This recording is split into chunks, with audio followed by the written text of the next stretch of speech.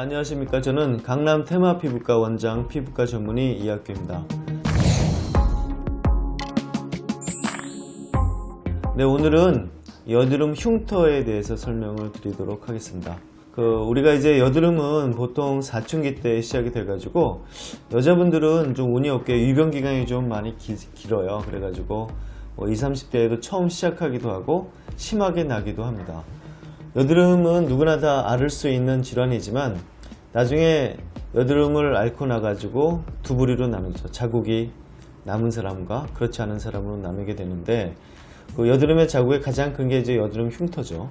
여드름 흉터는 다른 흉하고 좀 다르게 약간 움푹 들어가 있는 특징이 있습니다. 약간 함몰된 흉터고 아주 가끔은 튀어오르기도 합니다. 그렇지만 대부분의 여드름 흉터는 가라앉는 흉터라고 보시면 되겠고, 또 흉터만큼 또 마음에 안 들어 하시는 게 모공이라고 할 수 있는데, 이 여드름은 여드름과 직접적으로 모공이 넓어지기도 하고, 그 다음에 체질적으로 피지선이 굉장히 많이 발달하신 분들은 모공이 또 그대로 넓기도 합니다. 그래서 오늘은 여드름 흉터가 있을 때 어떻게 치료를 했는지, 그리고 지금은 어떻게 치료하는지에 대해서 설명을 드리도록 하겠습니다. 네, 여기 이제 피부 흉터를 그린 건데요. 제가 아주 좋아하는 그림이죠. 여기가 이제 흉터입니다. 여기가 흉터. 여기가 양쪽이 정상 부위가 되겠는데, 여기는 우리가 표피라는 데고요. 여기는 진피라고 합니다. 환자분들도 이런 걸 좀 잘 아셔야지만 내 여드름 흉터에 대한 기전이다 흉터를 어떻게 치료할지는 좀 잘 아실 것 같아요. 이 표피는 여기 흉하고요. 정상인들을 보면 표피는 두께가 같아요. 그 얘기는 표피가 얇아져 가지고 움푹 파이는 게 아니라는 거죠. 보면 이 진피가 상당히 큰 차이가 납니다. 진피가 움푹 들어가 가지고 움푹 들어간 거죠. 그럼 이게 왜 이렇게 되느냐? 보통 여드름은 염증성 질환인데 피지에 염증이 많이 생기게 되고 염증이 심하게 되면 진피가 쉽게 말하면 녹는 거죠. 녹는데 그 가장 큰 이유 중에 하나가, 우리가 여드름이 나면 손으로 막 건드리잖아요. 그러면 요 주머니가 깨지면서 주위에 있는 조직을 많이 깨트려 가지고 움푹 들어가게 됩니다. 그래서 피부과 가면 의사 선생님들이 건드리지 말라는 얘기를 하잖아요. 그거는 여드름의 색을 깨트리지 않아야지만 흉이 생기지 않는다 라는 말과 똑같습니다. 그래서 여기 보면 우리는 이 진피를 올려야지만 이렇게 꺼져 있는 흉터가 올라갈 수가 있는 거죠. 과거에는 요 표피가 문제가 아니라 요 진피가 문제라는 걸 알고 있었지만, 요 표피를 건드리지 않고 진피만 치료할 수 있는 방법은 없었죠. 그래서 과거에 어떻게 했냐면 박피라고 그랬죠. 박피는 그냥 이렇게 깎아내는 겁니다. 이렇게 깎아냈죠. 쓸데없는 부분도 치료한 거죠. 표피는 치료하지 않아도 되는데 그냥 다 잘라낸 거죠. 왜냐하면 진피만 선택적으로 치료할 수 있는 기술이 없었기 때문에. 그렇지만 효과는 되게 좋았어요.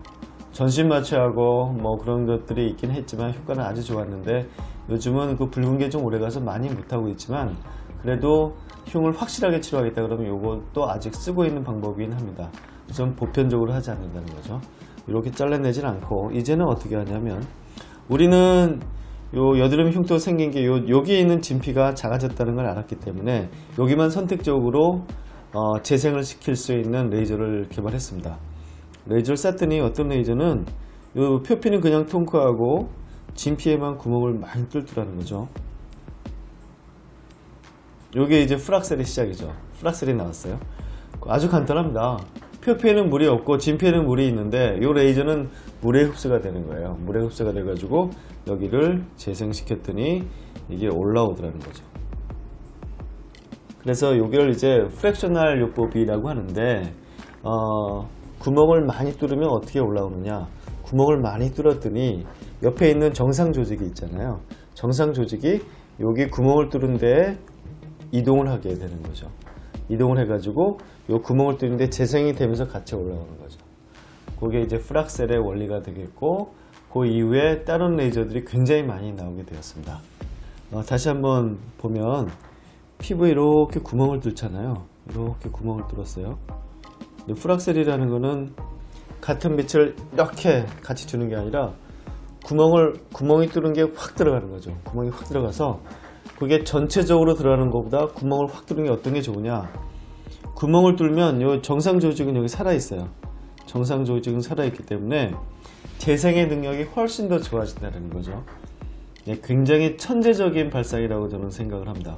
그래서 그냥 일반적으로는 레이저 빔을 그냥 확 쏘면 다 재생이 되지 않을까 생각을 했는데, 그게 아니라 구멍을 뚫고 군데군데 산 것들을 해냈더니 산 놈들이 죽은 놈들을 도와주더라는 거죠. 막 도와줘요. 얘네들이 막 도와줘요. 도와주면서 차 올라오는 거죠. 얘네들은 피부가 이렇게 상해 있는 걸 막 도와주다가 보니까 움푹 파여 있는 것들도 올라오더라는 거죠. 굉장히 천재적인 발상이었습니다. 여기 한 20년 전에 이제 풀악셀이 나온 계기가 되었는데, 아주 우수한 레이저죠. 풀악셀은 흉터 치료나 아니면 모공에 굉장히 혁신적인 치료를 해서 20년 전에는 여드름 흉터를 치료할 수 있는 피부과 병원은 전국에 몇 군데 없었습니다.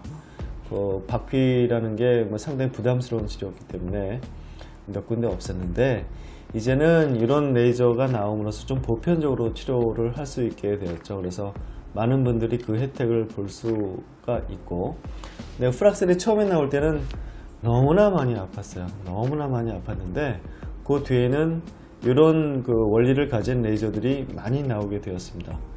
예를 들면 풀악셀도 그렇고 스타룩스도 그렇고 요즘에 이제 피코가 나오게 되었습니다. 이런 레이저들이 이제 많이 나와 가지고 흉터를 과거에 비해서는 좀 보편적으로 잘 치료할 수 있게 되었다. 가장 큰 장점은 역시 데드 타임을 없애고, 옛날처럼 얼굴이 붉은 게 몇 개월 가는 게 아니라 하루 이틀 뒤에는 일상생활을 복귀할 수 있는 그런 치료가 되었다. 단점은 과거에 비해서 좀 여러 번 해야 된다. 그렇지만 저는 그게 단점이라고 보진 않습니다. 왜냐하면 박피를 하고 나서 그 데드 타임이 얼마나 큰지 알기 때문에 그 정도의 횟수는 우리가 일상생활을 하면서 치료할 수 있는 아주 큰 장점이라고 생각을 하고 있습니다. 그래서 요즘은 또 풀악셀 한 가지만 쓰지 않습니다. 왜냐하면 약간 기전들이 다른 것들이 많이 있기 때문에 풀악셀이라든지 스타룩스라든지 V빔이라든지 피코 같은 것들을 할 수 있다면 같이 쓰는 게 상당히 좋습니다. 왜냐하면 어떤 치료든지 기전이 다른 치료들을 같이 하는 것은 굉장히 좋은 치료입니다. 예를 들어 가지고 우리가 항생제를 쓸 때도 어떤 균주가 있을 때 여기 어떤 균주가 어떤 항생제에 잘 듣는지 모르잖아요. 그때는 같이 쓰거든요. 마찬가지죠.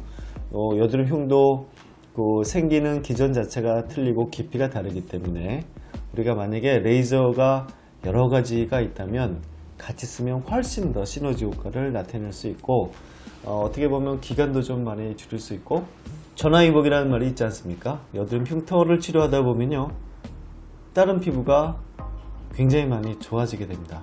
그래서 여드름 흉터가 끝날 때쯤에 되면은 전반적인 피부가 개선이 되는 그런 놀라운 효과를 우리가 볼 수가 있죠. 이제는 흉터를 치료하는 것뿐만이 아니라 흉터 때문에 생겼던 흉터도 없애고 그 주위에 있는 피부를 같이 좋아지게 하는데, 풀악셀이 왜냐하면, 스타룩스가 왜냐하면, 피코가 왜냐하면 흉터만 좋아지게 할 수는 없기 때문입니다. 이런 치료들은 모공이라든지 아니면 색깔을 좋게 하기 위해서라든지 림프트링 위해서 쓰는 레이저들이기 때문에 흉터를 치료하다 보면 얼굴 전반적으로 좋아지는 놀라운 효과를 볼 수가 있을 거라고 생각이 됩니다. 네, 이상 우리가 여드름 흉터가 생겼을 때 과거에 비해서 지금 어떻게 치료를 하고 있는지, 그 다음에 제 생각에는 가장 큰 이점, 가장 큰 발전은 굉장히 우수한 레이저들을 같이 쓰는 컨비네이션 된 치료가 아닐까 생각을 하고 있습니다.